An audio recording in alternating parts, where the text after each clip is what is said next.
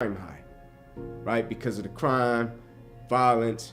It was the same rep as the neighborhood, pretty much. People don't go to college out of there, right? That was the rep. And so when I got there, people would say to me, "Hey, Ink, do you want to go to college?" I say, "Yeah, I'm going to college." They say, "What school are you going to?" I say, "I'm going to Crim." I say, "People don't go to college really from Crim. Like, you got to transfer." People came to talk to my mother, right? Coaches across town at great schools told my mother, "Hey, we can guarantee you we'll get him a scholarship to play football. Just bring him to our school." My mother said to me, "Hey, Inky, you want to go to college?" "Yes, ma'am." "Well, you got to go to this school in order to make it happen. People don't really go to college from Crim." I said, "Yeah, but I think I can do it from Crim." And they transferred me my sophomore year to this school, Tucker High School, great school, sports off the charts, kids going to college left and right. And I got there and I was so upset. "Why aren't you going to class?" And I would say, "I want to go to college from Crim." They're like, "Man, you're out of your mind. Like, you're at the cream of the crop. Like, you want to go back across town? You want to take the harder route and you probably won't even make it from there?" And I was like, "Yeah, because I believe if I make it from there, not only will I make it, I'll open up the door for my family, my friends, and I'll show the people in my community that you can make it from this high school." I was on a mission, right? Not only just to go to college, I wanted to change the perception of the school. I wanted when people spoke about it, they spoke about it a certain way. My cousins went to college, right? A couple of my friends ended up going to college. My wife went to college from that same school, right? And so it was a mission that I was on. I just don't think at that time football was the most important.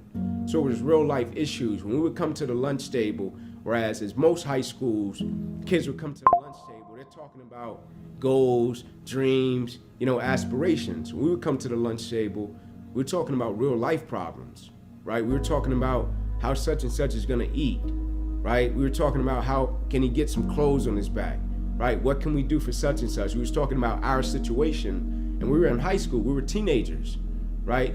Dealing with real life problems. And so football wasn't the most important thing, even though we played it. But to me, it was the most important thing because I felt like this could be the vehicle that I could help my family through. So I was playing football from the time I was 7 years old, right? Because I'm coming from this household where I sleep on the floor, right? With roaches, with rats. I'm not ashamed to admit it, right? And I would go to school and I would compete, I would work. And so when I met a kid that I was competing against, the only thing I felt I had the advantage in my whole life was my work ethic.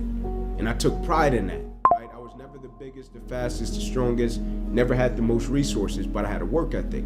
And so for me, when I got on the field, it was like I was free, right? I was free from my household, that 2-bedroom home with all the people.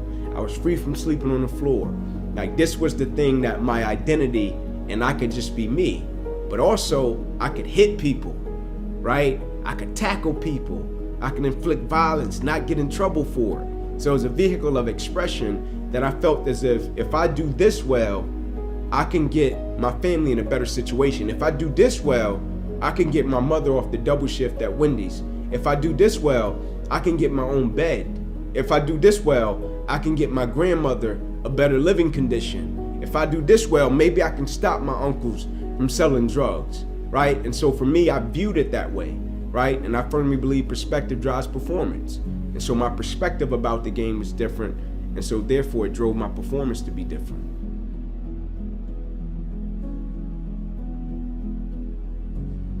It's a lot of moments and it's a lot of people that change and impact your life, right? Like, I don't believe it's just one moment and you say, this one moment just changed my life. Even though that moment may have, but it's going to be another moment that's going to shape and change your life as well. Like, my arm changed my life.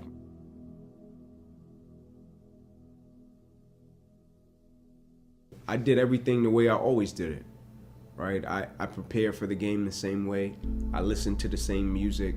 My pregame routine and ritual was the same. And in that game, when I went to make that tackle, I went at it the way that I always went at a tackle. But for some strange reason, when I hit him, every breath in my body left, right? My body went completely limp, fell to the ground, blacked out, right? When I came to, my teammates were standing over me like, "Ink, get up, let's rock." I was like, "I can't." right? I can't move. There was a shock going through my body. I couldn't feel anything. When they get me over to the hospital and they run their test, and then they bring me back into a room, and my mother had just left the room kissing, praying, kissed me on my head, praying, and saying, Inky, you'll be fine, right? And when she walks out, the doctor runs in and says, guys, we gotta rush this kid back to emergency surgery. He's about to die. Like, I'm thinking he's joking, right? And he's like, no, man, you ruptured your subclavian artery in your chest. You're bleeding internally. I gotta rush you back, take the main vein out of your left leg, plug it into your chest in order to save your life. He said, I guarantee you, you won't be here in the morning. He said, you're bleeding internally. And so the next morning I woke up, I was grateful that I was still alive. It hurt that my career ended, right? It hurted, right? But I was there. My life was spared. Like, if they didn't catch that my artery had busted and I was bleeding internally, I could have went to sleep that night, and the next morning, the title on the newspaper would have been different. It wouldn't have been Inky Johnson suffered possibly career-ending injury. It would have been Inky Johnson lost his life last night from a tackle made in the game. And so it made me view it differently, even though I had a long road of rehabilitation for my arm ahead of me.